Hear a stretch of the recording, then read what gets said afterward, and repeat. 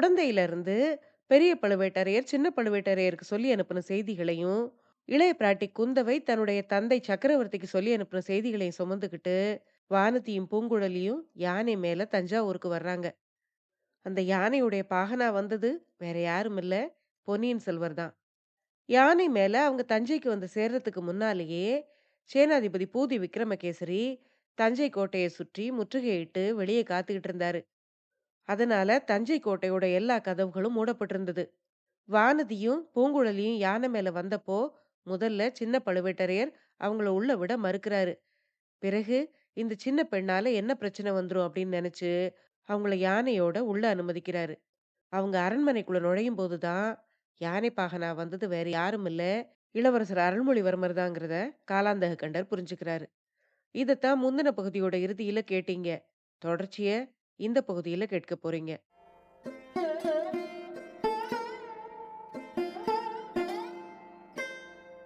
அனைவருக்கும் வணக்கம்.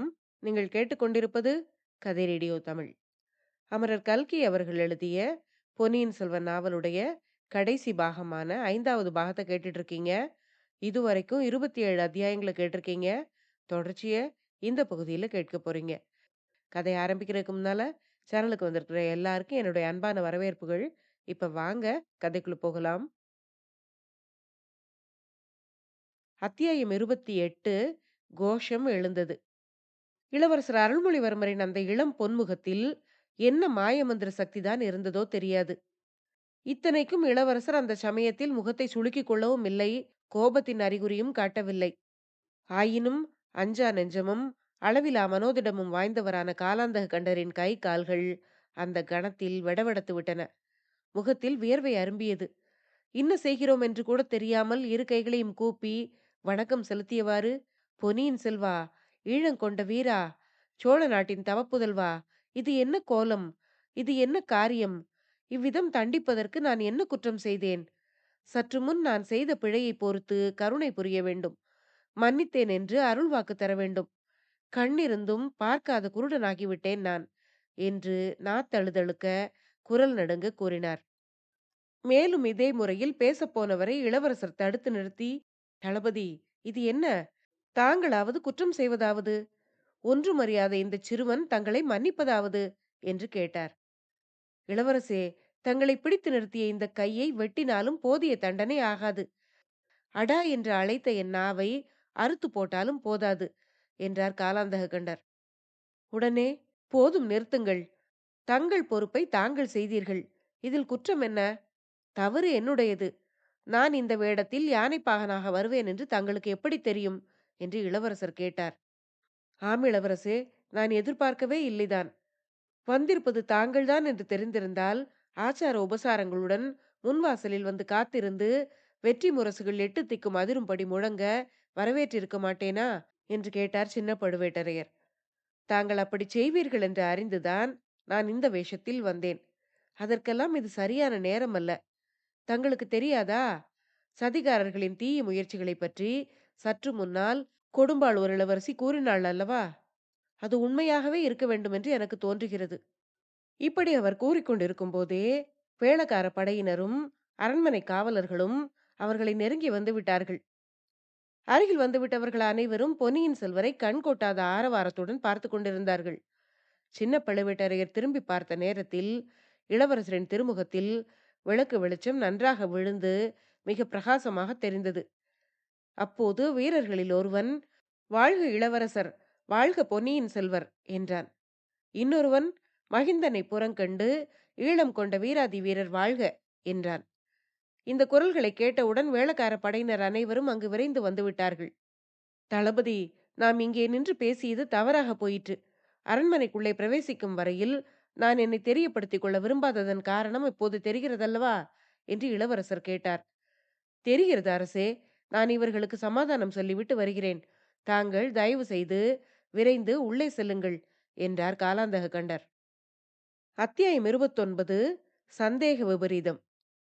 பொன்னியின் செல்வர் அரண்மனைக்குள்ளே சென்ற பிறகு காலாந்தக கண்டர் அரண்மனை வாசலில் வந்து சேர்ந்து கொண்டிருந்த வேளக்கார படை வீரர்களை நெருங்கினார். இது என்ன கூச்சல்? அரண்மனைக்குள்ளே சக்கரவர்த்தி நோயுடன் படுத்திருப்பது உங்களுக்கு தெரியாதா? கோட்டையைச் சுற்றி பகைவர் படை சூழ்ந்திருப்பது தெரியாதா என்று கடுமை தொனிக்கும் குரலில் கேட்டார். வேளக்கார படையின் தலைவன், ஐயா, கோட்டையைச் சூழ்ந்திருப்பவர்கள் பகைவர்தானா? கொடும்பாளூர் பெரிய வேளார் நமக்கு பகைவரானது எப்படி என்று கேட்டான். சின்ன பழுவேட்டரையர் பொங்கி வந்த கோபத்தை அடக்கிக் கொண்டு, அதை அவரிடம்தான் கேட்க வேண்டும். பகைவர் இல்லை என்றால் எதற்காக படையுடன் வந்து கோட்டையை முற்றுகையிட்டிருக்கிறார் என்று கேட்டார் அவர். சின்ன இளவரசரை சிம்மாசனத்தில் ஏற்றி முடிசூட்டுவதற்காக என்று கேள்விப்படுகிறோம் என்றான் வேளக்கார படை தலைவன். அது உங்களுக்கெல்லாம் சம்மதமா என்று சின்ன பழுவேட்டரையர் கேட்டார். உடனே வீரர்கள் எல்லோரும் சம்மதம், சம்மதம், பொன்னியின் செல்வர் வாழ்க, ஈழங்கொண்ட இளவரசர் வாழ்க என்று கோஷித்தார்கள். இதைக் கேட்டு சின்ன பழுவேட்டரையரின் முகம் சிவந்தது, மீசை துடித்தது. ஆனாலும் பல்லை கடித்துக்கொண்டு, முடிசூட்டுவது பெரிய வேளாரின் இஷ்டத்தை பொறுத்ததா அல்லது உங்கள் விருப்பத்தை பொறுத்ததா? சக்கரவர்த்தியின் விருப்பத்துக்கு மதிப்பு ஒன்றும் இல்லையா என்று கேட்டார். அப்போது வீரர்களில் ஒருவன், தளபதி, சக்கரவர்த்தி சௌக்கியமாயிருக்கிறாரா? நிச்சயம்தானா என்று கேட்டான். இது என்ன கேள்வி என்று காலாந்தகர் சீறினார். சக்கரவர்த்தியை பற்றி ஊரில் ஏதேதோ வதந்தி பரவியிருக்கிறது. நாங்களும் அவரை இன்று பார்க்க முடியவில்லை. அதனால்தான் அவருடைய சுகத்தை பற்றி கேட்கிறேன் என்றான். சக்கரவர்த்திக்கு இன்று மனக்குழப்பம் அதிகமாயிருந்தது. யாரையும் பார்ப்பதற்கு அவர் விரும்பவில்லை. சபா மண்டபத்திற்கு வருவதற்கும் மறுத்துவிட்டார். ஈழத்துக்கு சென்றிருந்த இளவரசரை பற்றி ஒன்றும் தெரியாமல் இருந்ததுதான் சக்கரவர்த்தியின் கவலை அதிகமானதற்கு காரணம். இப்போது இளவரசரை வந்துவிட்டபடியால் என்று அவர் கூறிக்கொண்டிருக்கும் போதே, இளவரசரை நாங்கள் பார்க்க வேண்டும், நன்றாக வெளிச்சத்தில் பார்க்க வேண்டும் என்று அந்த படையினரில் ஒருவன் கூறினான். அதை கேட்டு மற்றவர்களும், ஆமாம், பார்க்க வேண்டும், ஈழங்கொண்ட இளவரசர் வாழ்க என்று எல்லோரும் சேர்ந்து கூவினார்கள். அப்போதுதான் காலாந்தக கண்டர் வாசல் படிக்கு அருகில் பூங்குழலி தன்னந்தனியாக நின்று கொண்டிருப்பதைக் கண்டார். பெண்ணே, நீ ஏன் இங்கே நின்று கொண்டிருக்கிறாய்? உன்னை உள்ளே வர வேண்டாம் என்று தடுத்து விட்டார்களா என்று கேட்டார். ஐயா, என்னை யாரும் தடுக்கவில்லை, நானாகவே நின்று விட்டேன் என்றாள் பூங்குழலி. ஏன் என்று கேட்டார் காலாந்தக கண்டர். வெகு நாட்களாக பிரிந்திருந்த தந்தையும் மகனும் சந்திக்கும் வேளையில் எனக்கு அங்கே என்ன வேலை என்று கேட்டாள் அவள். போகட்டும், நீயாவது சக்கரவர்த்தி உயிரோடு இருக்கிறார் என்று நம்புகிறாயே, அந்த மட்டில் சந்தோஷம் என்றார் சின்ன பழுவேட்டரையர். நம்புவது மட்டுமில்லை, சக்கரவர்த்தி சௌக்கியமாயிருப்பதை கண்ணாலேயே பார்த்துவிட்டுத்தான் திரும்பி வந்தேன் என்றாள் பூங்குழலி. அப்படியானால் அதோ நிற்கிறார்களே அந்த வேளக்கார படையினரிடம் நீ பார்த்ததை சொல். அவர்கள் சக்கரவர்த்தியை பற்றி சந்தேகப்படுவதாக தோன்றுகிறது என்றார். அவர்களுடைய சந்தேகத்துக்கு இந்த நிமிஷம் வரையில் ஆதாரம் இல்லை. அடுத்த நிமிஷம் அது உண்மையாகாது என்று யார் சொல்ல முடியும் என்று கேட்டாள் பூங்குழலி. ஆஹா, இது என்ன? சக்கரவர்த்தியின் உயிருக்கு நீயும் கெடு வைக்கிறாய் போலிருக்கிறதே. மூட ஜனங்களும் முட்டாள் ஜோசியர்களும் உளறுவதைக் கேட்டு நீயும் பிதற்றுகிறாயா? அல்லது உனக்கு வேறு ஏதேனும் தெரியுமா என்று கேட்டார் காலாந்தக கண்டர். ஐயா, ஜனங்களும் ஜோதிடர்களும் மட்டும்தானா கெடு வைக்கிறார்கள்? தங்கள் தமையனார் சொல்லி அனுப்பிய செய்தியை சற்று முன் கேட்டீர்களே என்றாள் பூங்குழலி. அது உண்மை என்பது என்ன நிச்சயம்? தான் அடுத்தாற்போல சிங்காதனமேறி பட்ட மகிழ்ச்சியாகும் ஆசையில் வானதி அப்படி சொல்லி இருக்கலாம் என்றார் காலாந்தக கண்டர். தளபதி, நானும் அப்படித்தான் எண்ணியிருந்தேன். இளவரசி இன்று காலையில் செய்த சபதத்தை கேட்ட பிறகு அந்த எண்ணத்தை மாற்றிக்கொண்டேன் என்றாள் பூங்குழலி. பெண்ணே, ஒருவேளை உனக்கே அத்தகைய ஆசை இருக்கிறதா என்ன என்று கேட்டுவிட்டு சின்ன பழுவேட்டரையர் லேசாக நகைத்தார். தளபதி, உண்மையில் நான் பைத்தியக்காரிதான்.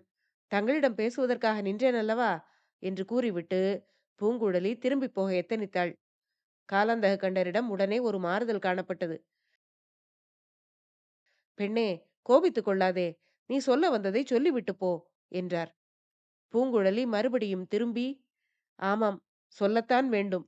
இல்லாவிடில் பின்னால் நானும் வருத்தப்படுவேன். தாங்களும் வருந்தும்படி நேரிடும். ஐயா, சக்கரவர்த்தியின் உயிருக்கு ஏதாவது அபாயம் நேர்ந்தால் நாடு நகரமெல்லாம் தங்கள் பேரிலேதான் பழி சொல்லும். தங்களுடைய வீரர்களே கூட சொல்லுவார்கள் என்றாள். அதை கேட்டு சின்ன பழுவேட்டரையரின் முகம் சுருங்கியது. அப்படி ஏதாவது நேர்ந்து விட்டால் மற்றவர்கள் பழி சொல்லும் வரையில் காத்திருக்க மாட்டேன். பழிச்சொல் காதில் விழுவதற்குள்ளே என் உயிர் பிரிந்துவிடும்.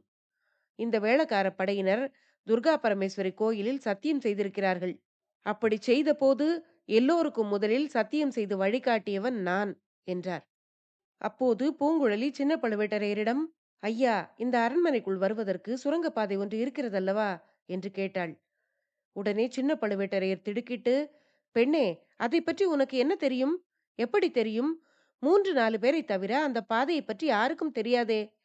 தெரிந்தவர்கள் உயிரோடு திரும்பி போக முடியாதே என்று பரபரப்புடன் கேட்டார். தளபதி, அதை பற்றி இன்று அதிகாலையிலே தான் நான் தெரிந்து கொண்டேன். அங்கே கையில் கூரிய எரிவேலுடன் பாண்டிய நாட்டு சதிகாரன் ஒருவன் ஒளிந்து கொண்டிருப்பதையும் பார்த்தேன். பூங்குழலி இப்படி கூறியதும், கடவுளே, இது என்ன பயங்கரமான வார்த்தை சொல்லுகிறாய்? அந்த பாதை எங்கே போய் முடிகிறது என்று தெரியுமா உனக்கு என்று கேட்டார் பழுவேட்டரையர். பொக்கிஷ நிலவரை வழியாக போகிறது என்றாள் பூங்குழலி. ஆஹா, நீ சொல்லுவது உண்மையாக இருக்கலாம். அது மனித பெண் கொண்ட அந்த மாய மோகினியின் வேலைதான். என் தமையனை அடிமை கொண்ட பெண் பேயின் வேலை. ஐயோ, எத்தனை தடவை நான் எச்சரித்தேன். பெண்ணே, நீ சொல்வது உண்மையா? நீயே பார்த்தாயா? அந்த பாதை இருக்குமிடம் உனக்கு எப்படி தெரிந்தது என்று கேட்டார் சின்ன பழுவேட்டரையர். என் அத்தை இன்று காலையில் அழைத்து போன போது தெரிந்தது என்றாள் அவள். அவள் யார் உன் அத்தை என்று பரபரப்புடன் கேட்டார் சின்ன பழுவேட்டரையர். முதல் மந்திரியின் கட்டளையின் பேரில் தாங்கள் அனுப்பிய பல்லக்கில் கோடிக்கரையிலிருந்து கொண்டு வரப்பட்டவள்தான் ஐயா. நாம் அதை பற்றி இங்கே நின்று பேசிக் கொண்டிருக்கும் போதே என்று பூங்குழலி கூறிக்கொண்டிருக்கும் போதே, உண்மைதான், நான் உடனே பெரிய பழுவூர் அரண்மனைக்கு போய் வேண்டிய ஏற்பாடுகளை செய்துவிட்டு வருகிறேன். அதற்குள் நீ என்று அவர் சொல்லிக் கொண்டிருக்கும் போதே, நான் இந்த பக்கத்து முனையில் நின்று பார்த்துக் கொள்கிறேன் என்றாள் பூங்குழலி. உன்னை நான் எப்படி நம்புவது?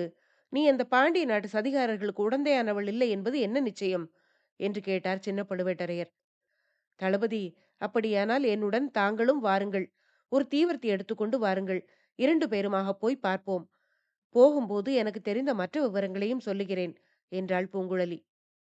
உடனே சின்ன பழுவேட்டரையர் வாசல் பக்கம் சென்று சிலரை அழைத்து அவர்களிடம் ஏதோ சொன்னார். அவர்கள் பழுவூர் அரண்மனைக்கு போகிறார்கள் என்று பூங்குழலி ஊகித்துக் கொண்டாள். வீரர்களில் ஒருவன் கையில் பிடித்திருந்த தீவர்த்தியை கோட்டை தளபதி வாங்கிக் கொண்டு வந்தார். பெண்ணே, நீ வழிகாட்டிச் செல். நீ சொன்னதெல்லாம் உண்மைதானா என்று நான் பார்த்து விடுகிறேன் என்றார் காலாந்தக கண்டர். பூங்குழலியின் உள்ள பரபரப்பு அப்போது உச்சநிலையை அடைந்திருந்தது. அதற்கு தகுந்தாற்போல் அவளுடைய நடையும் துரிதமாயிருந்தது. சின்ன பழுவேட்டரையர் பூங்குழலிக்கு பின்னால் நடந்தார். அவளுடைய நடையில் இருந்த வேகத்தை குறித்து ஆச்சரியப்பட்டார். பூங்குழலியின் வாழ்க்கையில் சில காலமாகவே அபூர்வமான சம்பவங்கள் நடந்து கொண்டிருந்தன. அன்றைக்கு அதிகாலையில் அவளை தூக்கத்திலிருந்து அவளுடைய அத்தை தொட்டு எழுப்பினாள். அவர்கள் படுத்திருந்த அந்தப்புரத்தின் மேல்மச்சு பலகணியில் கோரமான முகம் ஒன்று தெரிந்தது. உடனே அது மறைந்தது. மந்தாகினி சத்தம் செய்யாமல் எழுந்து பூங்குழலியையும் அழைத்துக் கொண்டு மூடி கிடந்த சிற்ப மண்டபத்துக்குள்ளே போனாள். அப்போது மேல்மச்சு பலகணியில் பார்த்த அதே பயங்கரமான முகம் ராவணனுடைய தலைகளுக்கும் அவனுடைய கைகளினால் தாங்கிக் கொண்டிருந்த கைலேயங்கிரிக்கும் நடுவில் ஒரு கணம் தெரிந்து மறைந்தது. இருவரும் அச்சிலையின் அருகில் சென்று பார்த்தார்கள். ராவணன் தலைகளுக்கு இடையே சுரங்க வழி ஆரம்பமாகிறது என்பதை பூங்குழலி அறிந்து கொண்டாள். மந்தாகினி முதலிலும் பூங்குழலி அவளை தொடர்ந்தும் அந்த சுரங்க பாதையில் இறங்கிச் சென்றார்கள். உள்ளே இறங்கியதும் அவர்கள் சுற்றி அலைந்து கொண்டிருப்பது பொக்கிஷ நிலவரை என்பதையும் தெரிந்து கொண்டாள். நிலவரைக்குள் வந்த அந்த மனிதன் இந்த இருட்டில் எங்கே நுழைந்திருக்கிறானோ, எங்கே ஒளிந்திருக்கிறானோ என்று அவள் நினைத்துக் கொண்டிருக்கும் போதே மந்தாகினி அவளுடைய அபூர்வமான குரலில் கூச்சலிட்டாள். அதைத் தொடர்ந்து பீதி நிறைந்த ஒரு மனித குரல் ஓலமிட்டது. நிழல் போன்ற உருவம் ஒன்று தடதடவென்று ஓடியது. பலகணியில் முகத்தை காட்டிய மனிதனாகத்தான் இருக்க வேண்டும் என்று பூங்குழலி தீர்மானித்துக் கொண்டாள். சிறிது நேரத்துக்கு பிறகு மீண்டும் ஒரு முறை மந்தாகினி அத்தை அந்த மாதிரி குரல் கொடுத்து அந்த மனிதனை அங்குமிங்கும் தரிகெட்டு ஓடி அலையும்படி செய்தாள். கடைசியாக அவன் ஓடிப்போய் மரக்கதவு ஒன்றில் முட்டிக்கொண்டான். பிறகு அந்த கதவை தடதடவென்று தட்டினான். பின்னர் கதவு திறந்தது. திறந்த இடத்தில் பெண் ஒருத்தி நிற்பது தெரிந்தது. அவளிடம் அந்த மனிதன் ஏதோ கூறினான். சற்று நேரத்துக்கெல்லாம் அந்த பெண் கையில் ஒரு விளக்குடன் வந்து சேர்ந்தாள். இருவரும் நிலவறைக்குள் நுழைந்தார்கள். மந்தாகினி பூங்குழலியின் கையை பிடித்து அழைத்துச் சென்று ஒரு பெரிய தூணின் மறைவில் நின்று கொண்டாள். விளக்கு வெளிச்சத்தில் அந்த மனிதனுடைய முகத்தோற்றத்தை அவர்கள் நன்றாக பார்த்து கொண்டார்கள். அந்த மனிதனும் விளக்கு கொண்டு வந்த பெண்ணும் நிலவறையின் உட்பகுதிக்கு சென்றார்கள். பேயாவது பிசாசாவது, நன்றாக பீதியடைந்து போயிருக்கிறாய். இவ்வளவு பயந்தவன் இந்த மாதிரி காரியத்துக்கு ஏன் வர வேண்டும் என்று அந்த பெண் கேட்டது பூங்குழலியின் காதில் நன்றாக விழுந்தது. எந்த மாதிரி காரியம் என்பது அவ்வளவு நன்றாக பூங்குழலிக்கு அப்போது விளங்கவில்லை. நிலவறைக்குள்ளே விளக்குடன் அவர்கள் மறைந்ததும் மந்தாகினி பூங்குழலியை கையை பிடித்து கரகரவென்று இழுத்துக்கொண்டு போய் திறந்திருந்த கதவின் வழியாக வெளியேறினாள். நடைபாதையை குறுக்கே நடந்து கடந்து ஒரு பெரிய தோட்டத்துக்குள் அவர்கள் பிரவேசித்தார்கள். அங்கே ஏகாந்தமான ஒரு இடத்தில் மந்தாகினி பூங்குழலியிடம் தான் சொல்ல வேண்டியதை சைகை பாஷையினால் தெரிவித்தாள். என்னுடைய இறுதி காலம் நெருங்கிவிட்டது. நான் கடைசியாக கண்ணை மூடுவதற்குள்ளே இளவரசனை ஒருமுறை பார்க்க வேண்டும். நீ போய் இந்த செய்தியை சொல்லி அவனை கையோடு அழைத்து வர வேண்டும் என்பதுதான் அச்செய்தி. பூங்குழலிக்கு அந்த சமயத்தில் அவளை விட்டுவிட்டு போக மனம் வரவில்லை. அவளுடைய வார்த்தையை தட்டவும் இயலவில்லை. அதனால் அத்தையிடம் விடை பெற்றுக் கொண்டு சென்றாள். தோட்டத்தின் மதில் சுவரை ஏறி குதித்து அப்பால் சென்று தஞ்சை நகரின் கோட்டை வாசலையும் கடந்தாள். அங்கே ஆழ்வார்க்கடியானை சந்தித்தாள். அவனும் முதல் மந்திரியின் உத்தரவினால் பொன்னியின் செல்வரை பார்ப்பதற்கு போவதாக அறிந்தாள். அந்த வீர வைஷ்ணவனுடைய உதவியினால் அவளுடைய பிரயாணமும் சௌகரியமாக நடந்தது. குடந்தை ஜோதிடர் வீட்டின் வாசலில் இளைய பிராட்டியின் ரதத்தை அவர்கள் கண்டார்கள். இளவரசரை பற்றி குந்தவை தேவிக்கு ஏதேனும் செய்தி தெரிந்திருக்கலாம் என்று எண்ணி விசாரிப்பதற்காக ஜோதிடர் வீட்டில் நுழைந்தார்கள். அங்கே பெரிய பழுவேட்டரையரின் வாய்மொழியினால் பாண்டிய நாட்டு சதிகாரர்களை பற்றி அறிய நேர்ந்தது. பொக்கிஷ நிலவரையில் ஒளிந்திருந்தவன் அந்த சதிகாரர்களில் ஒருவன்தான் என்பதை பூங்குழலி நிச்சயித்துக் கொண்டாள். அப்புறம் அதிர்ஷ்டவசமாக அவள் இளவரசரையும் சந்தித்தாள். இளவரசர் தஞ்சை கோட்டைக்கு தனியாக போனால் உள்ளே போக இயலாது என்றும், தன்னையும் வானதியையும் அழைத்து போனால் யானைப்பாகன் என்று எண்ணி விட்டுவிடுவார்கள் என்றும் அவள் சொன்னாள். சமுத்திரகுமாரி, நல்ல யோசனை சொன்னாய். ஒரு பெரிய ராஜ்யத்துக்கு முதல் மந்திரியாக இருக்க நீ தகுந்தவள் என்று இளவரசர் கூறிய மொழிகளை நினைத்து அவளுடைய உள்ளம் பூரித்தது. அவளுடைய அத்தை சொன்னபடி இளவரசரை தஞ்சை அரண்மனைக்கு அழைத்து வந்த பிறகும் அவளால் தன் அத்தையை பார்க்க முடியவில்லை. மந்தாகினி அத்தை சக்கரவர்த்தி படுத்திருந்த அறையில் இல்லை. அவளை பற்றி அங்கே யாரிடமும் விசாரிக்கவும் முடியவில்லை. என்னுடைய இறுதி காலம் நெருங்கிவிட்டது என்று அத்தை சைகையினால் அறிவித்ததை எண்ணிய போதெல்லாம் பூங்குழலியின் நெஞ்சு பகீர் என்றது. ஒருவேளை நிலவரையிலேயே அவள் இன்னும் இருக்கிறாளோ என்று அவளுக்கு தோன்றியது. ஆகையினாலேயே சின்ன பழுவேட்டரையரிடம் சொல்லி அவரை அழைத்து கொண்டு போய் நிலவரையில் தேடி பார்க்க தீர்மானித்தாள். அவர்கள் சிற்ப மண்டபத்துக்குள் பிரவேசிக்கும் சமயத்தில் அரண்மனை மாடத்திலிருந்து ஏதோ கரிய நிழல் விழுவது போல் இருந்தது. சுவர் ஓரமாக ஒரு உருவம் போவது போலவும் இருந்தது. அது உண்மையா அல்லது பிரம்மையா என்று பார்த்து தெளிவதற்காக அவள் சற்று நேரம் நின்றாள். பெண்ணே, ஏன் நிற்கிறாய்? போய் வெளிப்பட்டு விடுமே என்று பயப்படுகிறாயா என்று சின்ன பழுவேட்டரையர் கூறியது காதில் விழுந்ததும் மேலே விரைந்து நடந்தாள்.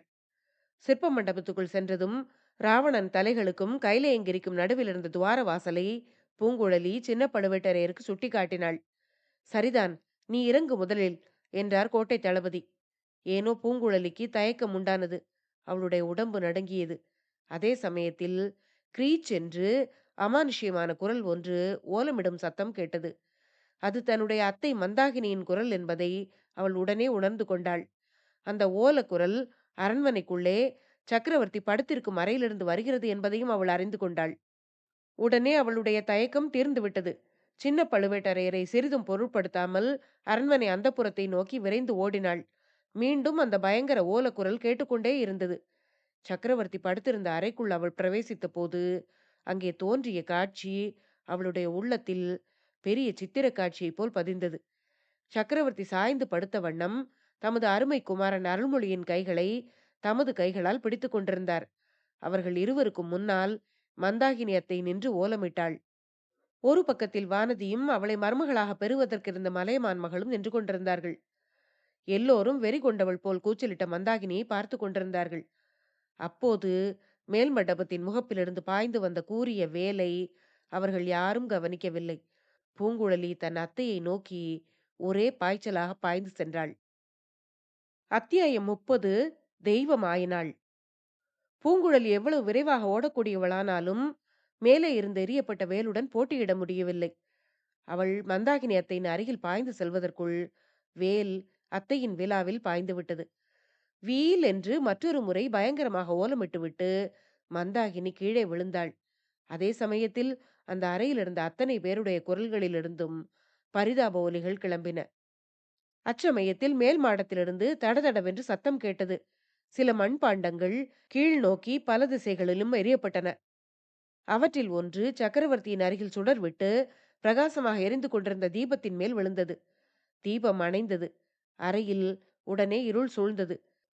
பிறகு சிறிது நேரம் அந்த அந்தப்புற அறையிலும் அதைச் சுற்றியுள்ள தாழ்வாரங்களிலும் ஒரே குழப்பமாயிருந்தது.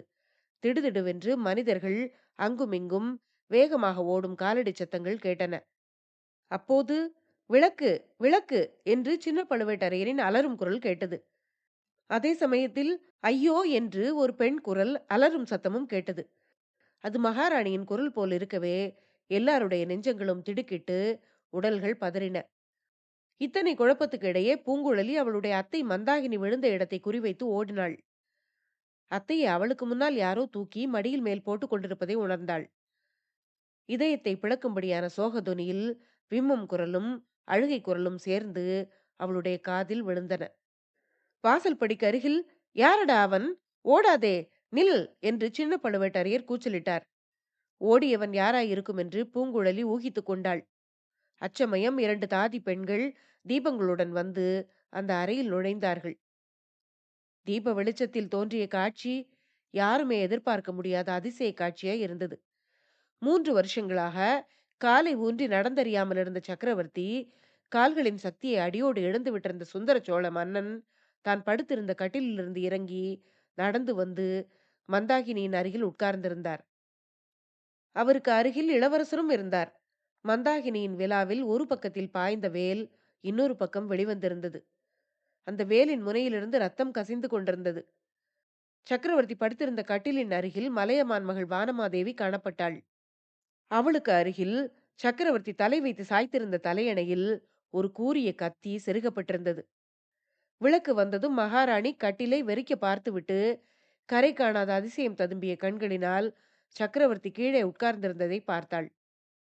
சக்கரவர்த்தி விம்மி விம்மி அழுது கொண்டிருந்தார்.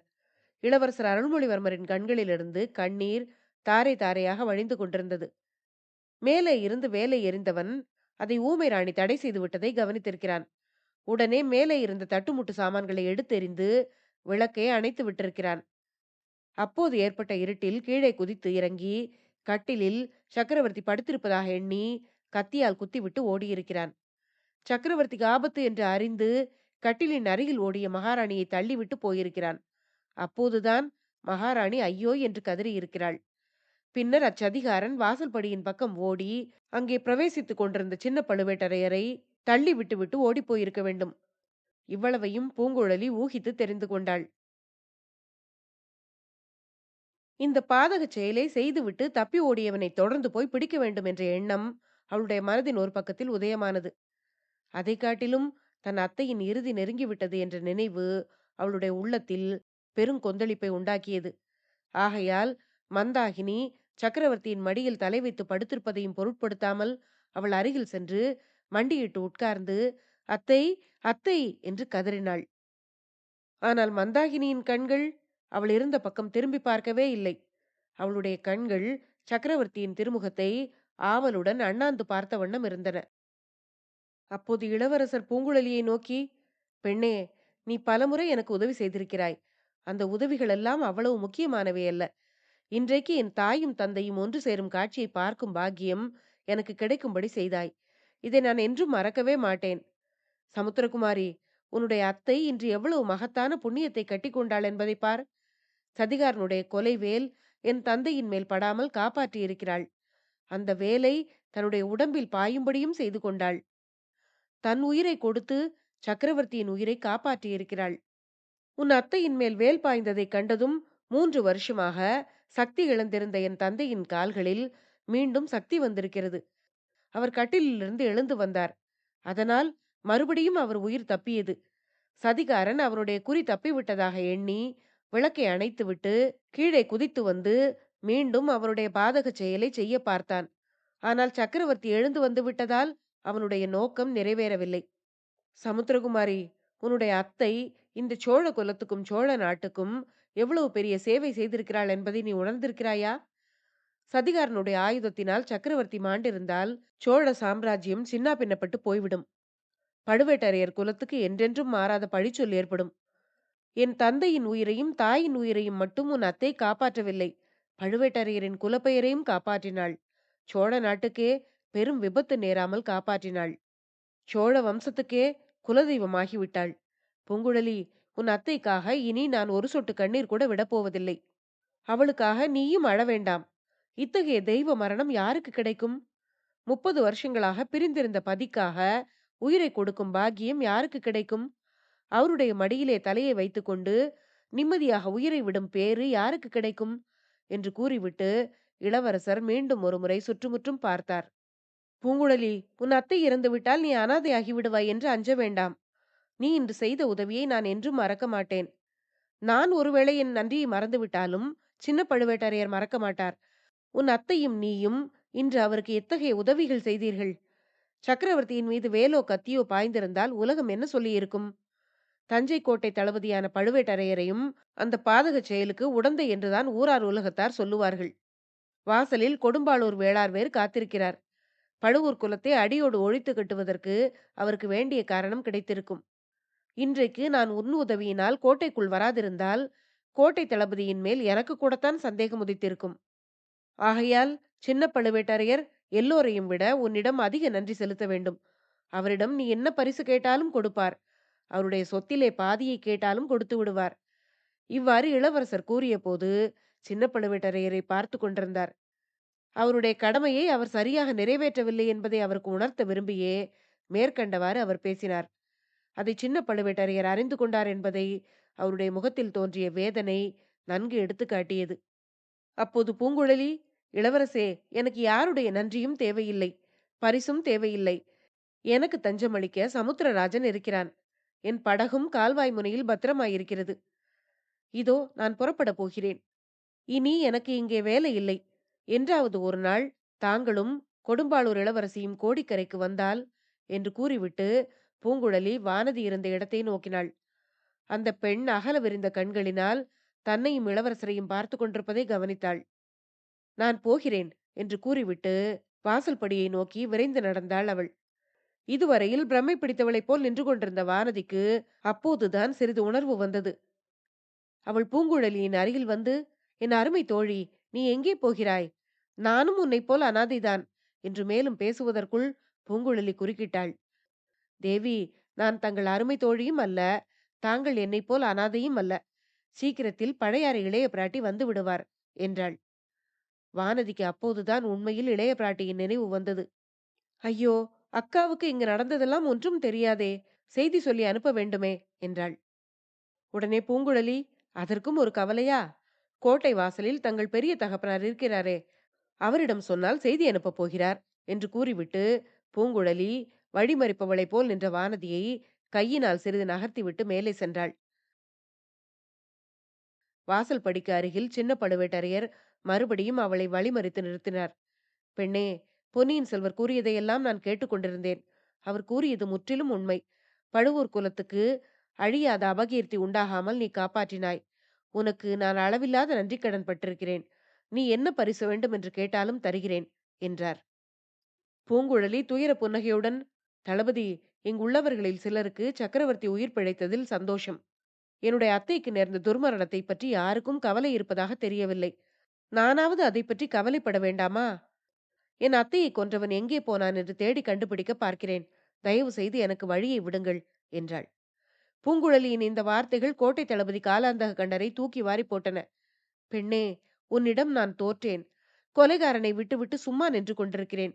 அவனை கண்டுபிடிக்காவிட்டால் சக்கரவர்த்தி பிழைத்ததால் மட்டும் என்னுடைய பழி தீர்ந்து விடாது. உன்னுடைய வார்த்தைகளில் நான் அவநம்பிக்கை கொண்டதே தவறு. கொலைகாரன் எங்கே போயிருப்பான்? அவன் என்னை தள்ளிவிட்டு ஓடினான். ஆமாம், சுரங்க வழிக்குத்தான் அவன் போயிருப்பான். வா, எனக்கு உதவியாக வா. வேறு யாரையும் அழைத்து போக எனக்கு விருப்பமில்லை. அவன் மட்டும் என்னிடம் அகப்படட்டும். என்ன செய்கிறேன் பார். இப்படி சொல்லிக்கொண்டே சின்ன பழுவேட்டரையர் தன்னுடைய இரும்பு கையினால் பூங்குழலியையும் பிடித்து இழுத்துக்கொண்டு சிற்ப மண்டபத்தை நோக்கி விரைந்து சென்றார். அதே சமயத்தில் சக்கரவர்த்தியின் மடி மீது தலை வைத்து படுத்திருந்த மந்தாகினி 2-3 தடவை சக்கரவர்த்தியையும் பொன்னியின் செல்வரையும் மாறி மாறி பார்த்தாள். பிறகு கண்களை மூடிக்கொண்டாள். சிறிது நிமிர்ந்திருந்த அவளுடைய தலை சக்கரவர்த்தியின் மடியில் நன்றாக சாய்ந்தது. மந்தாகினியின் உயிர் அவளுடைய உடலை விட்டு பிரிந்தது. சுந்தர சோழ சக்கரவர்த்தி விம்மி அழுததை இன்று வரை யாரும் பார்த்ததுமில்லை, கேட்டதுமில்லை. இன்றைக்கு அவர் ஓ என்று கதறி அழுததை பார்த்ததும் எல்லோரும் திகைத்து போனார்கள். இளவரசர் அருள்மொழிவர்மர் மட்டுமே மனத்தெளிவுடன் இருந்தார்.